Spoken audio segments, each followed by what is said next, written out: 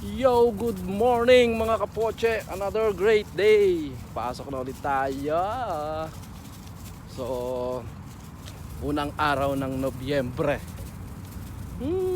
November 1. Ang mga tao ngayon sa Pinas nasa nasa sementeryo. Naalala ko ba mga kapoche, nung mga bata kami, kasama kami sa mga lola namin pupunta ron. Kasi siyempre para bumisita, at the same time para manguha ng mga kandila. Yeah. Na-experience ba yan mga kapoche? Mga batang 90s, no? Actually kahit naman ngayon uso pa rin naman ata yung mga ganun. Mga bata na manguha ng mga tira-tirang kandila.